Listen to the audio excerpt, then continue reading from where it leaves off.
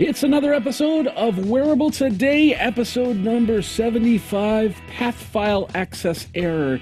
Today we're going to talk about electroencephalographic technology and how it's going to enter into the bedroom. Will you have to go see a doctor about your sleep patterns, or will your room tell you all about your sleep patterns? We're also going to talk about Intel buying a company here. We're going to congratulate the GyroGlove, you know, the tasty sandwich. That's a glove too. LUMATIV, and we've got a whole bunch more, and we're going to talk about the dark side of crowdfunding. We're going to do that all next on this episode of Wearable Today. Hey everybody, Jeffrey Powers here from Geekazine, Think Magazine, Put in a Geek for Wearable Today, and we've got a lot of great show here. But first of all, I've got to show off my new co-host, or not new co-host, my co-hosts. I'm turning around anyway. So, Luke, how you doing? Luke, I'm your father. Doing good tonight, Jeff. Yes, Luke Wallace. You can find me on Twitter at LukeLuca, or you can find Birdie. You can email her at birdie@wearabletoday.com, or if you want to email me, luke@wearabletoday.com as well. Yeah, doing good tonight, Jeff. How about you?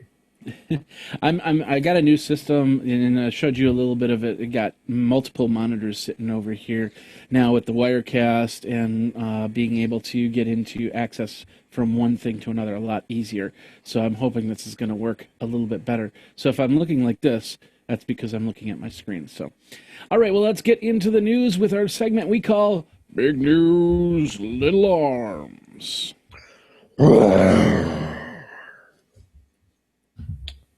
First up, that's not the right article. What article? Oh, did I mess it up already? Yeah, already. Yeah. Good job. Oh, yeah, this is why. Okay.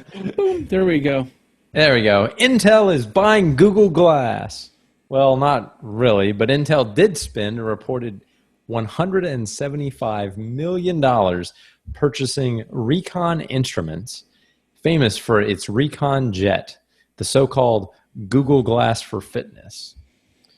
How this will play out for Intel, who is reportedly in talks with Google for its next version of Google Glass, is still unknown. But if you want to read more, you can go over to Engadget.com. All right. Congratulations. Oh, it's Simon Cowell. Congratulations to GyroGlove. Gosh, I can't say it. GyroGlove. They won £10 million in Simon Cowell's newest show venture called F Factor, which is a venture startup thing in England. Tech ideas from young entrepreneurs, ages 14 to 25. And one of these was expected to win, and of course it won. And the GyroGlove is a device that actually stabilizes shaking hands, such as those that have Parkinson's. So if you've got shaky hands, these gloves will actually stabilize them using gyro stabilizers, and so you can do things like write and type and plant flowers and stuff like that. So if you want to read more on that, we've got that over at startups.co.uk.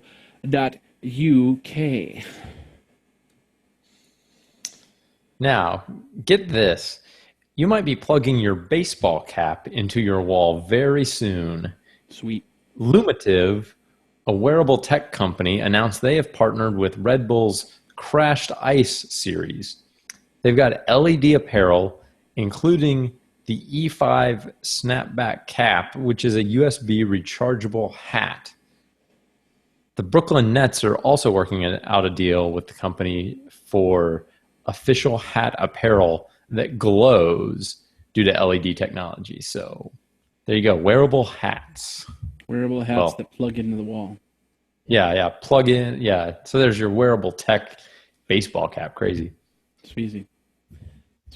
What was sweet? I said sweezy. I don't know why. Anyway. All right. That was over on Forbes.com. We're going to move over to the legalintelligencer.com. I don't know. Wearable technology creates new legal problems. Of course, we know about legal problems, and especially as wearable recording devices increase. As Google Glass owners, we've dealt with that a lot, but the legal issues begin to creep into play more and more. Already in Illinois, they're trying to pass little laws that basically prohibit people from doing things like recording the police. Nonetheless, we might start to see situations and possible life-threatening events similar to something like a Princess Diana driving paparazzi, or of course not really paparazzi, kind of like a newbie paparazzi, trying to catch that one moment, and then of course that causes a problem, possibly could get somebody killed. So this is a very interesting article over at the legalintelligencer.com about, well, what we think about a little bit about the legal issue of wearable technology. And finally, would you buy Google Glass from Amazon? Well, what if it was made by Amazon? Because based on patents that were recently filed, Amazon may be getting into the smart glasses market. Now, unlike Google Glass, this patent shows some eye tracking and object tracking that people are theorizing will be used to help warehouse workers sort and then find packages as they work on their delivery. And it'd be cool, yeah. Lots of great applications there. So that's over on Amazon.com. Now let's move over to a little section we call Fund Me. Check this out. Flip over here. Here we go. You might have seen this a couple of years ago. Oh, I'm sorry. Let's do that again. It's Fund Me. Boom, boom, ba-doom, boom, boom. Anyway, you might have seen this a couple of years ago called The World's Thinnest Watch. And it became a crowd fund. It basically raised $1 million. It's one of the thinnest watches around, or at least that's what they touted. However, now this crowdfund has officially become vaporware, and it's one of those things. We talked about this in the past, where crowdfunds aren't always guaranteed. And I've gotten into a couple crowdfunds where, I got cheesy material at the end of it, and I tried to get my money back, and the person was nowhere to be found. And so, and that's, you can't go to Kickstarter, you can't go to Indiegogo to turn around and say, hey, this is what happened, because basically in their terms of service they say, we're not responsible for what happens there. So basically, here's the situation. This was a company called Central Standard. Let's go back to the screen here. Central Standard, they put together this crowdfund. And everything was going great. They were updating their people. The problem was they went to and they created an exclusive agreement with a company called Flextronics, and that's where everything kind of went south from there. They put together, and I'm going to have both of these links in the show notes. I'm going to put this is the actual letter that they sent out to their backers. And they basically say, we'd like to begin this update with our deepest apologies. Though the challenges we're faced were things that going your belief in us. Last thing we wanted to do was disappoint nearly 8,000 people who generously backed our project a long time ago. So basically what happened was they paired up with this company called Flextronics. Flextronics wanted them to cease all crowdfunding updates. They didn't want trade secrets coming out or something like that. So they said, no, we don't want you to write about it. We want you to just kind of go underground for a little bit as we put it together. And some other things happened. They couldn't get their contracts all put into their ducks in a row. And so Flextronics, apparently last week, they backed out of the whole project, which put the Central Standard Company, the ones that put this crowdfund together, in a very precarious place. And so what happened was they tried to find another company to help them build this thing. The only problem is they couldn't. And so they're trying to pull as much stuff as they can, because this is where it gets really tough, because if you sign into an exclusive agreement, they might have technology, you might have technology, and they might create other technology, and they're going to keep that technology, and there's nothing that you could do about it in creating that. So they've basically held a whole bunch of stuff The company Central Standard tried to pull out as much as possible, and then they tried to find another manufacturer to help them. They couldn't get one at the price they were looking for, so at that point, that's when they said, "Okay, we can't do anything more to that." So they put this whole thing together. It's a full sheet. Like I said, you just have to go over and check it out. We'll have the link in the show notes. It's a very well crafted letter or update on their Kickstarter campaign, and of course, it's sad to see that go, because this looked like a very promising wearable piece that is now going to be technically vaporware. So, and that's the problem with crowdfunding, whether it be on Kickstarter, Indiegogo, GoFundMe, or anything else, is if they can't put it together, they could waste all their money, or not waste, but they could spend all their money and not have a finished product. And then you might try to sue them. You might put together a class action lawsuit or something like that. But in all reality, they don't. It's not like they took the $1 million and kept the $1 million for themselves. So it might be just a situation where the legal lawsuits would be years in the future before you could even see a dime, and then the company would go bankrupt anyway. So this is really sad for Central Standard. It's not like they were trying to create vaporware. It just happens when it comes to something like this situation. So have you backed anything, Luke, that has gone absolutely nowhere on a crowdfund? No, I have not, but mostly because I haven't funded. I want to say there was something I funded, but I don't know if I've actually ever funded anything on Kickstarter, at least not in the Kickstarter phase. It seems like I usually wait until, or I've always waited until it became a fully, public product. So not buy it during the Kickstarter phase, wait till, oh, now it's done. Yeah. So I bought a wrist strap for a iPod Nano years ago, when I was looking for a very nice wrist strap. And it had started as a Kickstarter campaign, and they had fully funded, and they got their production lines all set up, and they made these things. But by the time that I was looking for them, they'd already done all that. And so it was just a product you went to their website and bought. And so they literally used Kickstarter to kickstart their business, and then they just ran everything off of that, business website after that. So, that seems a lot safer, because at that point it's an actual product that you can buy.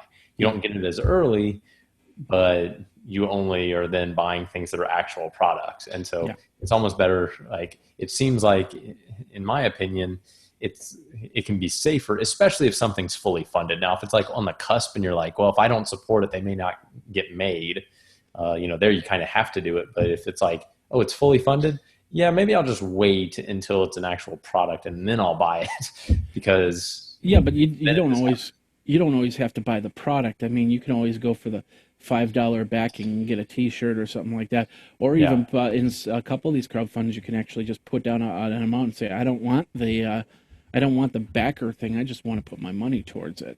And that might help. There's always those options too, and sometimes a cool T-shirt. It's like, well, maybe I'd rather have that. And then if it doesn't get funded, at least I have the T-shirt for the thing that, didn't exist, and I'll get my thing.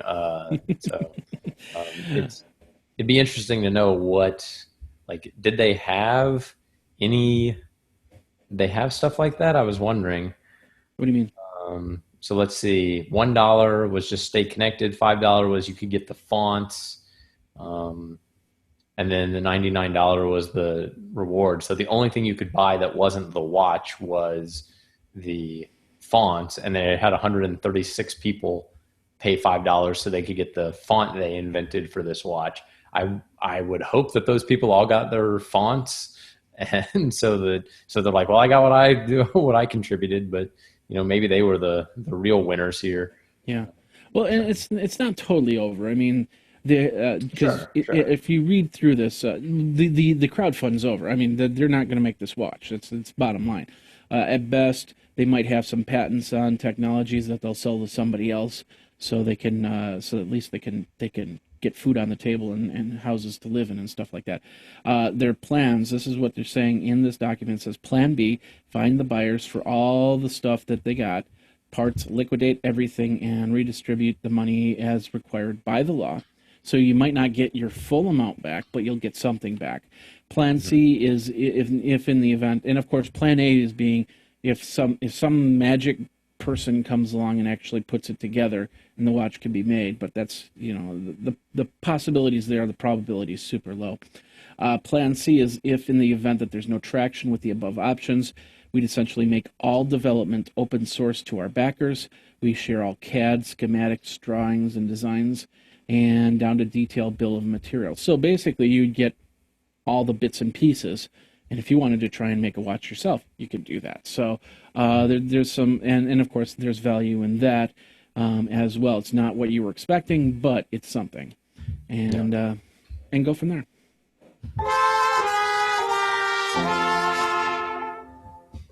Wow, really? Okay. It's sad. It is sad. It is. Because I mean, people put a lot of time and effort into that, and yeah, you could tell. Like, it looks like on their Kickstarter they had displays that they had designed, and they basically had a lot of the designs and stuff worked out, and it was just getting a partner manufacturer that could build it to the scale that would keep the cost down, where they would actually not lose tons of money on this first batch. So it's sad, but it happens. But we need to. We wouldn't be doing our fair and balanced reporting if we never reported on the ones that Wearable Tech that we thought we were going to have by now, but we don't. And there's there's still a lot of crowd funds out there that are kind of in their limbo phases. It's just something that you got to watch out for. In crowdfunding, sometimes it's not always the best to be the early adopter of a crowdfund. Kind of wait till the back end, the last few days, to see if they've come up with anything. Like I said, I've basically there's been a couple crowdfunds that I've been in that I've kind of gotten screwed over, lack of a better term. And what can you do? You just move on. So, and most of the time, it's not like I spent $1,000 on a crowdfund. We're talking like sub $100. So I'm going to miss out on steak dinner. That's the price of doing investments. I could have taken all that money and invested it in thousands of stocks, and those stocks could have just completely dove to the ground, and it's not like I can sue anybody for that. So same thing here is you invested in a company like any VC, and any VC could lose money off of that and go from there. So, but anyway, that's what it is. So if you want to read more, we got the links in the news in the show notes. You can go over there and check it out. All right, let's move on from there. We're going to move to our new segment. It's called On the Medical Front. Do you have a sound effect for that? I don't know. Let me see what this one was. Oh, that was kind of dramatic, but that's probably not the right one. This is kind of like we just left on a ship or something. Yeah, no. We'll figure something out. We'll figure something. Kind of limited here. So, all right, let's move on. Maybe we can request a heartbeat or something like that. I can hear your heartbeat for the very last time. The effects of air quality monitoring. Imagine walking down the street and getting an alert on the next block is way too hazardous for your health to walk down. Or you're standing and you're talking and a truck passes by, causing your phone to completely go off because the carbon levels are just going all craziness. Even imagine checking a website that collected data from various watches to see if the smog levels are good and bad. So you could look in your town and see, okay, I'm not going to the east side because there's a high count of this, or we've got to deal with this or something like that. So, but that's the main focus of this article, using these sensors to start to predict the air quality for our wearable technology. So if you are, a lot of people walk out in certain situations, they'll have a mask on or something like that. Especially if you live in the LA and California area, smog is not as big of an issue there anymore, but it's still an issue. and pretty interesting stuff. It's kind of like crowd sensing or something like that, and some websites. Do you know of any websites that have been put together that collect data like that at all? Not off the top of my head, but it seems like I don't know if there are any phones. There probably are some that have thermometers in them, temperature sensors in them to detect, um, the ambient temperature. Yeah, But that could be a challenge because there's like this heat source of the battery and the processor and stuff right in the phone. So getting an accurate reading is probably tricky. But I'm guessing that there's some sensor add-ons for a lot yeah, of different phones that you could have, and then in theory, those sites should be able to aggregate that data and say, yeah, let's share the data, and so people can see what the actual temperature is on the ground where you're at. So yeah. Well, and of course, it doesn't always have to be a sensor inside of a phone. Right sure. here, I'm going to unplug this. I got this little device from a company called Leo. It's it basically is a nightlight, but it's also a detector. So if your smoke alarm goes off, it'll listen for it, and then it'll send a wireless signal, and I'll actually get a text message saying that. But if I can also go to my phone and check it out and find out, okay, the humidity level in my house is way too high. I need to fix that, or the temperature it's 105 degrees. There must be a fire inside the house or something like that. These are the type of sensors that are detecting it. So it doesn't always have to be on the body. It could be it could be something like this sitting on a pole way up high, doing those sensors and collecting data for you, and then of course you get it from your phone. But it also would be other people walking up and down the street carrying their phones, and this information is all coming into the phone anyway. So why not gather it, put it together, crowdsource it, so you know that if there's an issue, to stay away.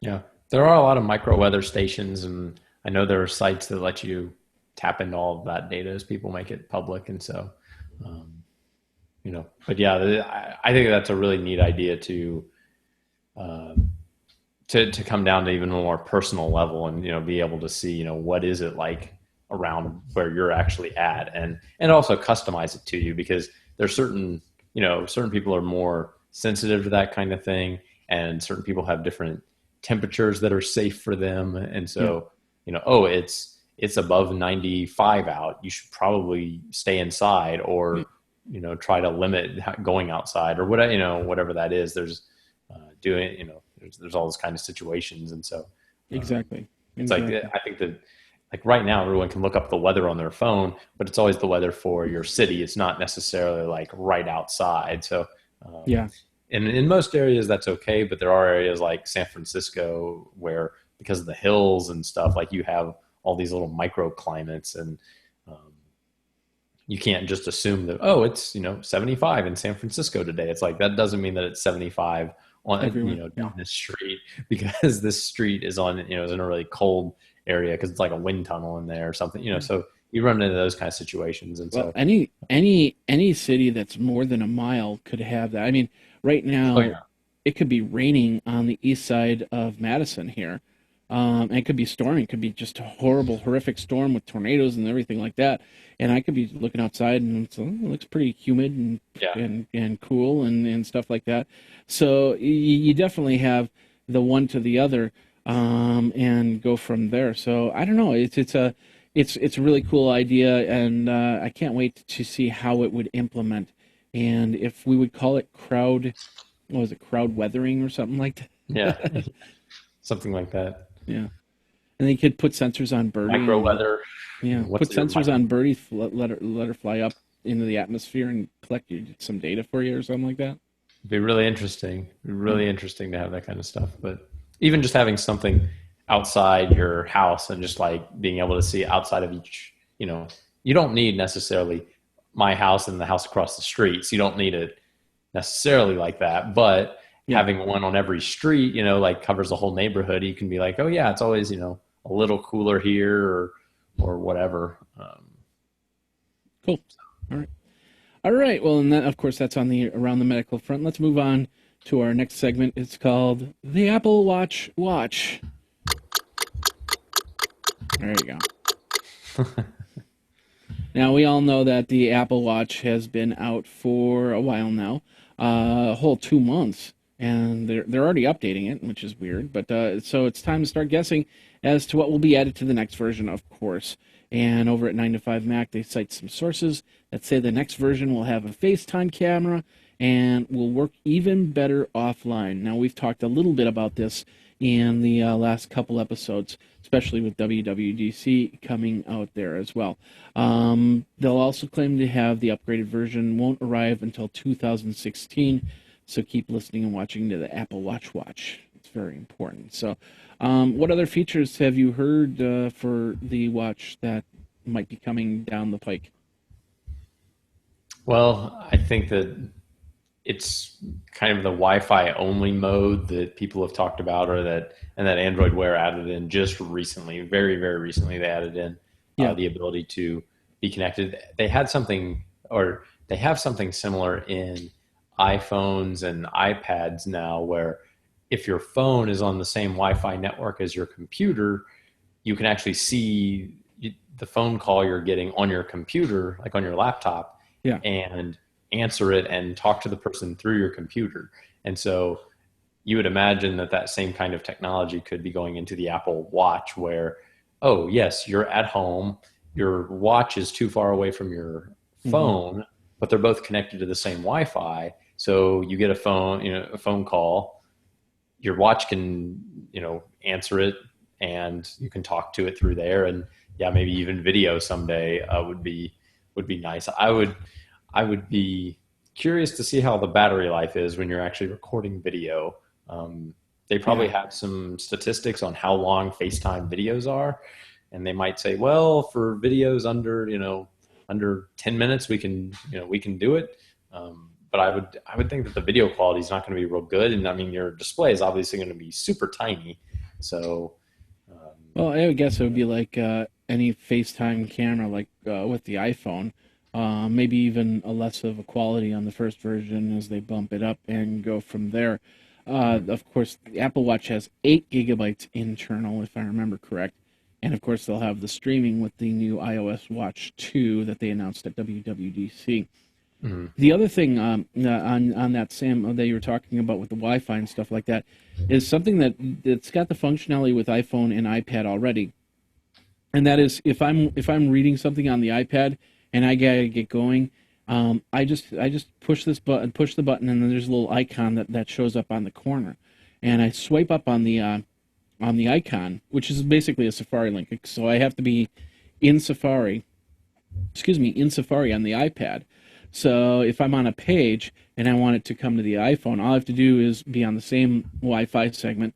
I hit the button. I'll see the little icon for Safari. I'll pull up. I'll put in my passcode, of course, and then that page will transfer over to my iPhone, and I can go and work from there.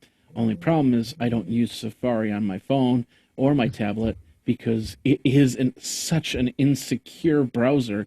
It's crazy. I use Chrome. So I don't have that functionality. But, they do different functions. Like if you're by a Starbucks, little Starbucks icon will show there. And you can swipe up and the Starbucks app will pull up. So easy access for you. But I'm assuming that that same functionality will be on the phone, on the watch, and you'll see that same type of icon, and you'll just do a quick flick, and poof, it's there, and go from there. The other thing, and I talked about this last week with podcasts, is basically this. It makes the Apple Watch, it turns it into a little small Bluetooth speaker. So you'll be able to listen to audio or anything with audio. It just basically becomes a Bluetooth speaker that you can play. But who wants to listen to that small little speaker on your watch? It just doesn't make any sense to me. So, how about you? Yeah, I don't really see the appeal of watching, anything longer than a few seconds, maybe a minute, like with the audio, like it just doesn't seem like it'd be good to listen to. Yeah. It always bugs me on, like public transportation, buses or trains or whatever, when people are like sitting there and they're like listening to music on their phone, and they're not using headphones. They're Oh, like you mean cranking it out. you mean Yeah. like this?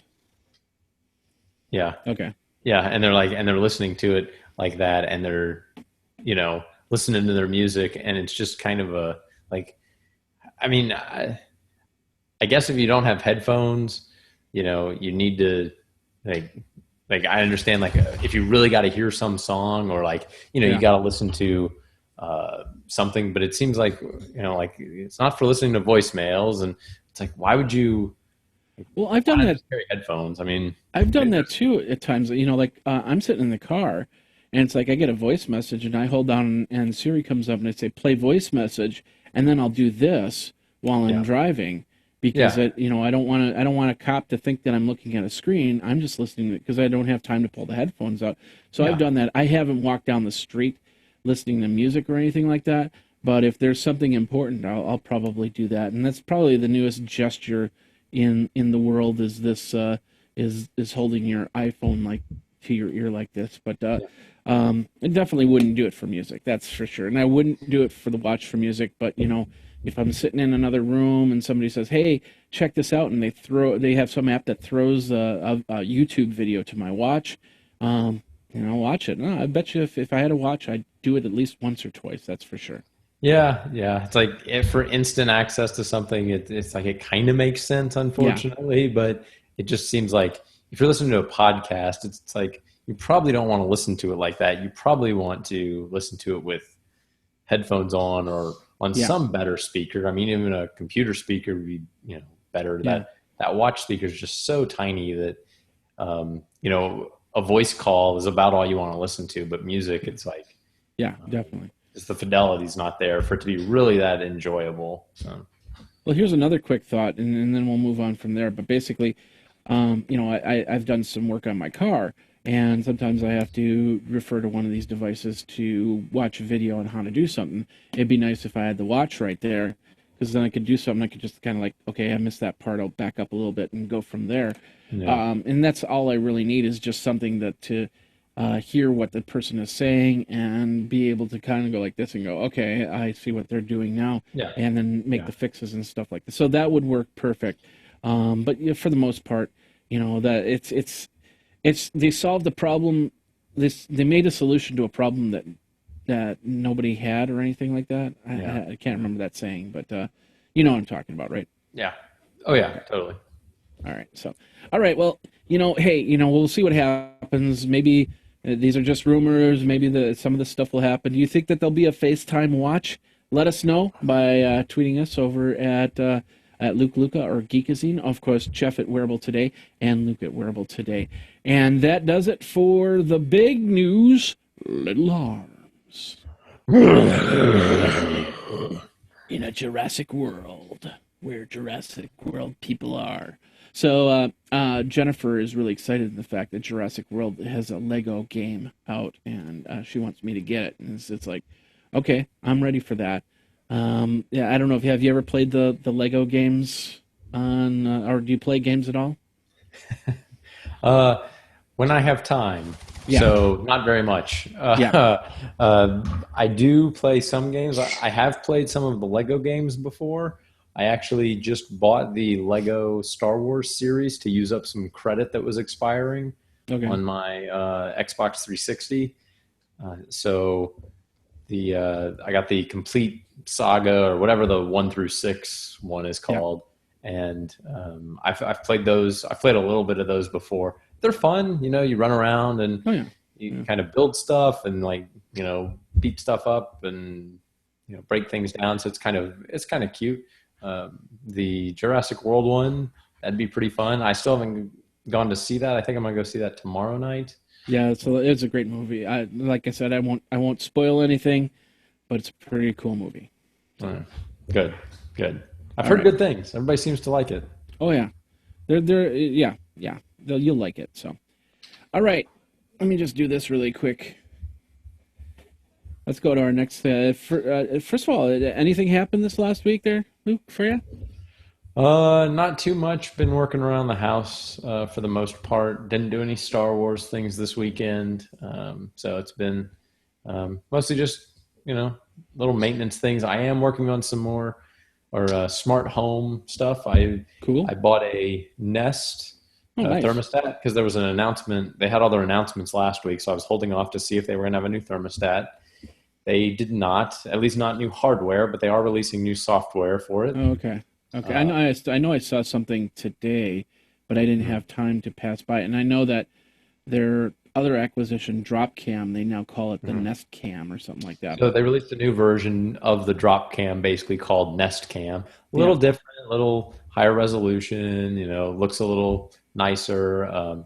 They also released a new version of their smart smoke detector, and it actually looks like a pretty decent hardware upgrade. A lot more robust, so it should last a lot longer, Okay. um, and looks pretty interesting. So that may be something I don't know. I'm still going to debate that. I'm still trying to figure out the best platform, if you will, to go with smart home. I'm looking at potentially smart things, or I'm kind of leaning towards Wink, but Okay. I haven't done enough research into those. Like it seems like there's always people out there that have problems with either one, and it's hard to know exactly what's going to be the long term, like winner, or like what's going to work for the things that I want to do. So. Yeah. Well, no matter what, there's always going to be one week this one's better than this one. The next week this one will be better than this one, and it'll always be a fight. So it'll be interesting to see how you set up your home. I wish I had. I wish I rent, so I don't have the ability to change out stuff half the time. And I know I've gotten I do some stuff with Verizon. They send me phones, and I do reviews on that. And they've asked me to do a review of the Nest for Verizon on Verizon networks. Hmm. So that was pretty cool, but I couldn't. I can't change out the thermostat for a review and then send it back to them. So that just didn't work the way that I'd love it to work. But it's interesting to see what they've got. And like I said, I talked about this, the Leo, Yeah, I've which actually is seen that. it's a Looks really really nice neat. device. Yeah, and excuse me, just a wireless. It's basically just a nightlight with the extra stuff. And I bet you down the road that they'll add more stuff to it because there's sensors in here already. It could easily detect if somebody breaks into your house or something like that. Just determines if it hears glass shattering and then sends you a message. Hey, I heard some glass shattering. Is there something we need to be concerned about? So, and of course, this isn't the end. We've got lots of crowd funds out there for technology like that as well. Yeah, yeah, really cool. It's going to be interesting. It's not exactly wearable tech, but in theory, a lot of that stuff can tie into wearable tech. You can get alerts for something going on at your house, or you can adjust the temperature from your watch or whatever, those kind of things. So a lot of it's not wearable tech on its own, but it can definitely tie in and make that wearable tech even more valuable and useful, which is really the benefit I'm always looking for. I'm looking for, what can save me money in the long run, Yeah.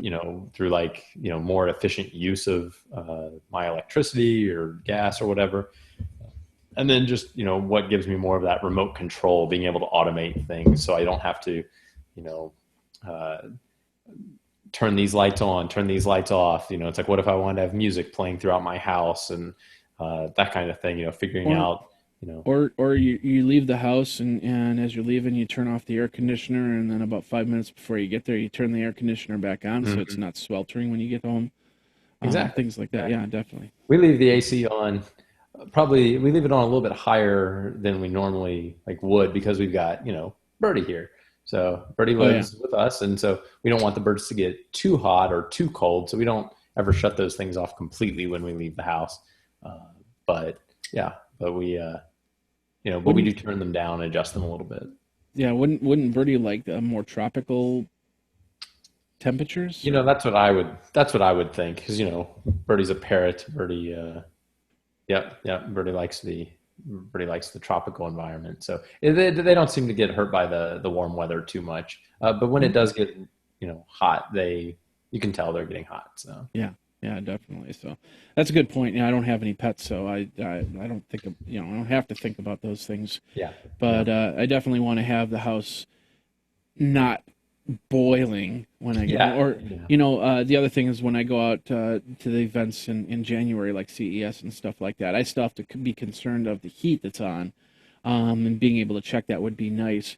Then I know if there's a problem with the furnace or something like that. So, but anyway, that's pretty cool. We're gonna definitely have to keep in touch as to what's going on with that. So I'll have to take some pictures and give some updates on how the different upgrades are going. So all right, cool. Speaking of which, let's talk a little bit about the website. Now, first of all, I want to send you to our wearabletoday.com/deals.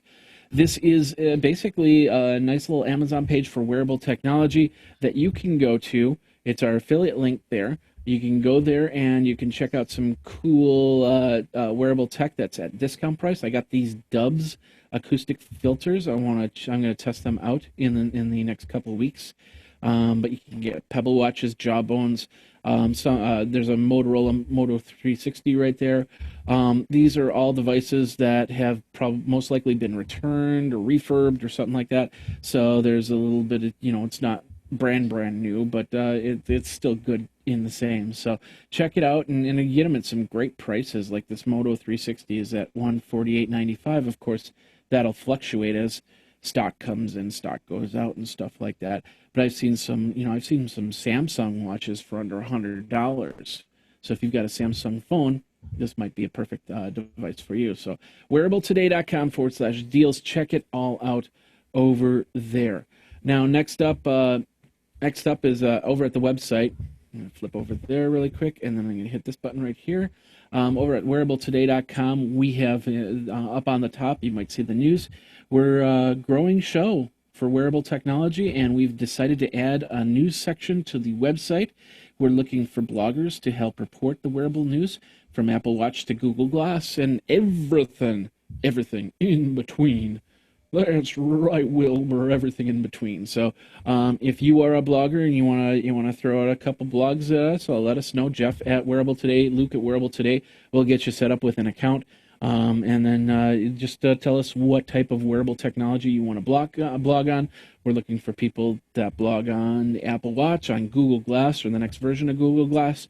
Other types of wearable visual technology, such as this new Amazon patent and whatever they're going to put out for glass, Kindle Glass, I guess we'll call it for now. And of course, any other type of wearable sensor technology. If you want to write about it, we will definitely put it into the news, and we'll talk about it each week on this show. So, all right, and then of course, if you want to donate to the show, that's up on the YouTube page. There is a donations on the side, and of course, you can always send me a donation via PayPal. Just use geekazine@gmail.com. Think magazine, put in a geek, and you can do it that way as well. Any donations that they can send to you, or Luke? Yeah, no, I'm good. I'm good. You can just. Were you sleeping? You sleeping? No, I was not. I was not sleeping. No, I was just looking at the website. Your eyes were closed while they were open. Yeah, no. Everything's fine here. How are you? Okay, I'm good. No, it's good. I don't need anything. I'm good. I'm all set. Well, actually, if there's anything, we're always looking for wearable technology. So if you're a company that's got wearable technology, you want to send us stuff to take a look at, let us know, and we'll go from there. So, yeah, just like these Go 4D Google Glass, cardboard, yeah, like replacement or alternatives, I guess I should say. Really nice. I still think they're really good. I love putting my phone in there and messing around with it. But yeah, I kind of keep them here where I do the shoot, just because it's fun. So and it's really good. A spinny chair makes it a lot easier to spin around in 3D and good things all around you. So there you go. All right. Yeah, if you've got something like that, or maybe your own home built cardboard, or maybe your own home built wearable that you're thinking about putting up on Kickstarter, to make in mass, we'd love to see it. We'd love to give you our feedback. We've definitely seen a lot of different things. All right, there you go. All right, well, let's move on. Let's get into our main subject for the day. And you might be going, what's an electroencephalographic technology? I don't I understand. can't even say that. Well, I remember years ago there was a McDonald's commercial, and the kids were sitting around the table and they were eating their Happy Meals, and one kid goes, "When I grow up, I want to be a doctor," and the other one goes, "When I grow up, I want to be a lawyer," and the other one goes, "Well, when I grow up, I want to be an electroencephalographic technologist," and the other kids just sit there and go, and the kid, he makes some joke and they all laugh, probably like, or I could work at McDonald's or something like that. Mhm. But electroencephalographic technology, or EEG technology, something I'm kind of close to because I worked, when I started in the technology field, I worked for a company, doesn't exist anymore. It was bought out by another, but it was called Nicolay Biomedical. And I tested not only not only electroencephalographic technology, but electromyography and also EMG. Yeah, that is not electromyography.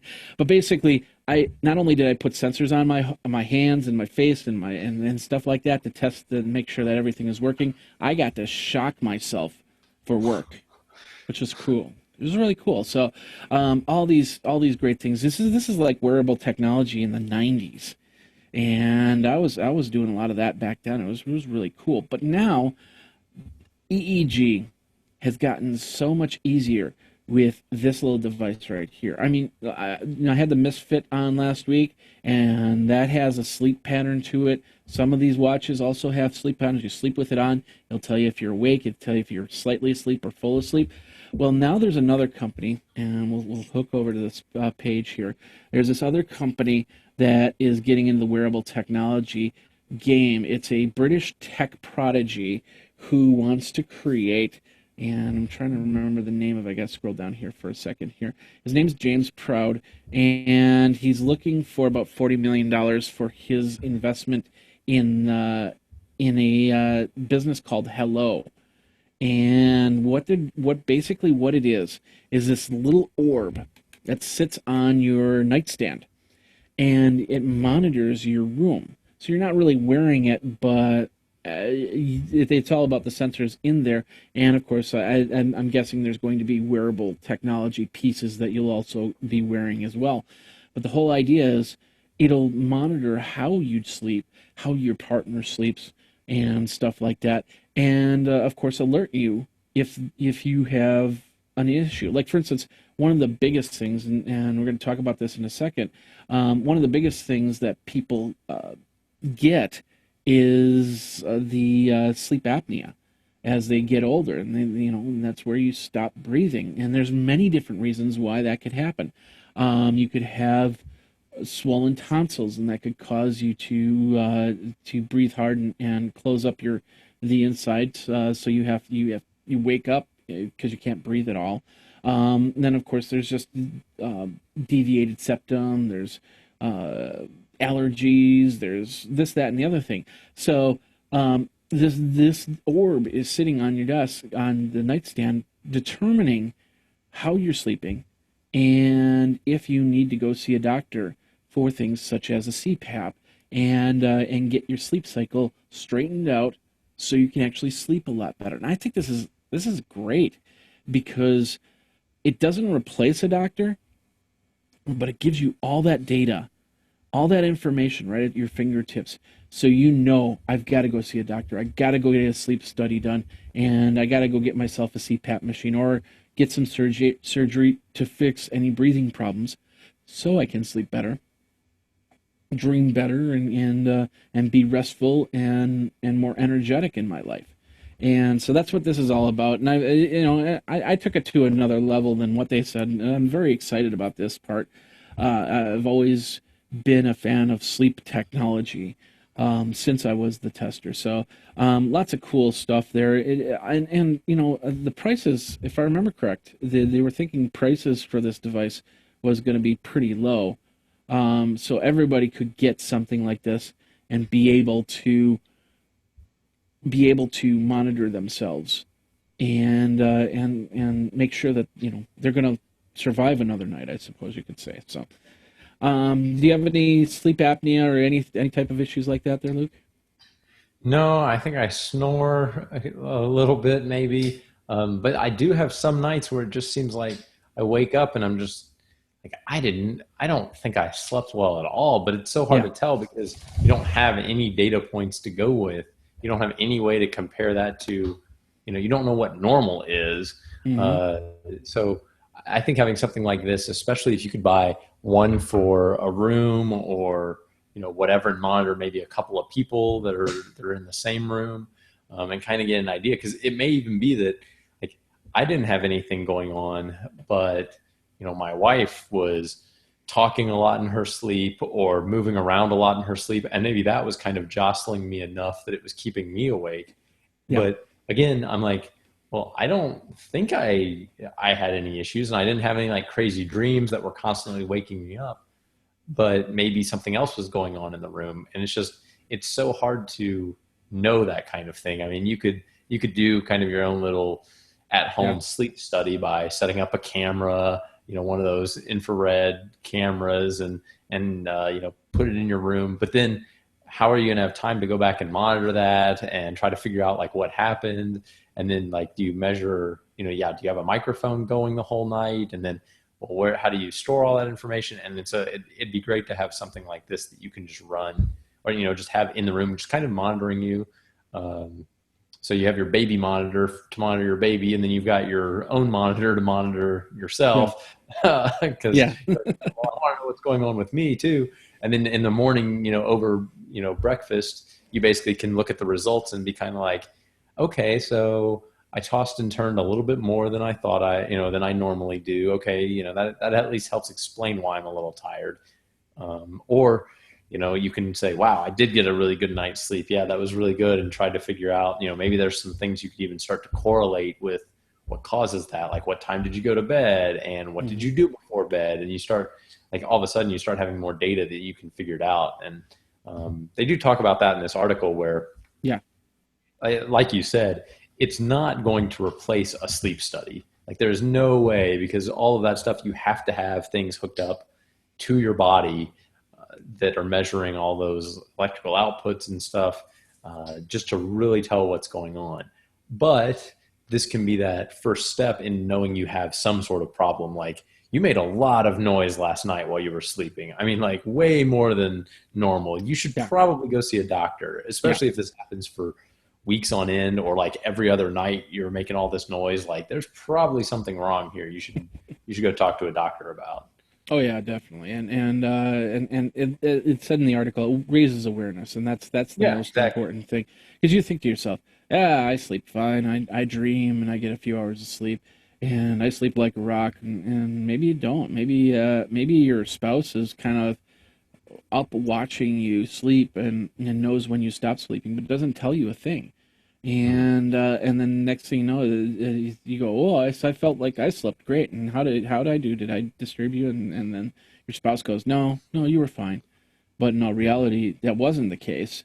Not to say that our spouses won't tell us what we do wrong, because that happens. But the reality is, sometimes you just don't want to, you just want to get past that and move on. But Yeah, or that could maybe, just or be maybe you're hurting. just like, yeah, it's not a big deal. Or maybe Yeah. they slept through it. It's always possible they sleep through these problems because they've gotten used to them and they don't even notice anymore. And so, Well, the other thing is you get signs of stroke, and sometimes that happens in your sleep.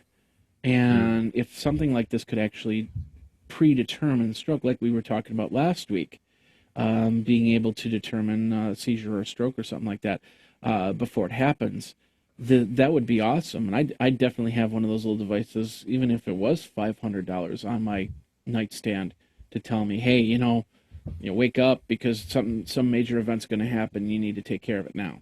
So anyway, any yeah, other it's all thoughts on good. that? All No, good. yeah, I think it's very, very good. I Yeah. think that'd be again one of those smart home devices that it's maybe not exactly wearable, but it Yeah. definitely ties into all of that stuff. Well, it does tie into this one. I was talking about CPAPs, and anybody that has sleep apnea has had the mask on their face, and they do look like Darth Vader, that's for sure. But there's been a new, and this is also a Kickstarter that's been pretty much funded. And it's a device. It's a little CPAP device that you put in your nose. This is a disposable device. And let's get to the yeah, there it is. It's called airing, and we'll go down a little bit more. There's a guy sleeping on a plane, and I always have problems breathing on planes because that's all recycled air that's going through there. So this thing opens up your nostrils. It's doing. I don't know if it does better than one of those breathe right strips or something like that. But you put it in your nose and you dispose of it like I don't know, like contacts or something like that. After a few days, you throw them away. You put another one in, and it helps you breathe a lot better. And that little device right there replaces this big device that sits over your whole face and then sounds really, literally does make you sound like Darth Vader in the middle of the night, or you're on your iron lung or something like that. So it's just it's crazy what they got, and you can still, there's like 24 days left on this Kickstarter. You're more than welcome to go in and check it out and be part of that. So yeah, all right, pretty cool. Yeah, very cool. Very cool. So all right, well, anything you need to add to this episode, or?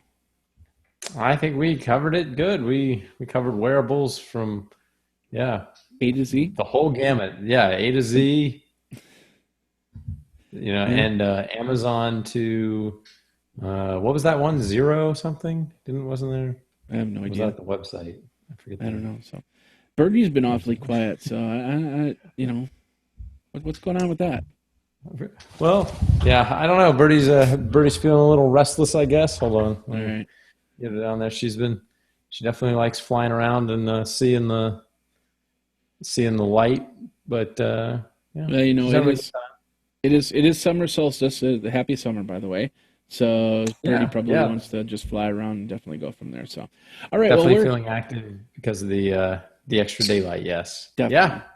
So where can people find you? So you can find me on the internet. Really? I'm on Twitter at Luke Luca. Yeah. Or you can email me at luke@wearabletoday.com. It's right down here at the bottom if you're watching. You can email Birdie at wearabletoday.com. Or you can find me on Google+. There's lots of interesting stuff I post over there at google.com/plus. Luke Wallace. There you go. Luke Wallace on Google+. There you go. And of course, you can find me over at Geekazine. Think Magazine, put in a geek. Jeff at wearabletoday.com. I'm also on Google+. Twitter handle Geekazine. plus.google.com/plus Jeffrey Powers.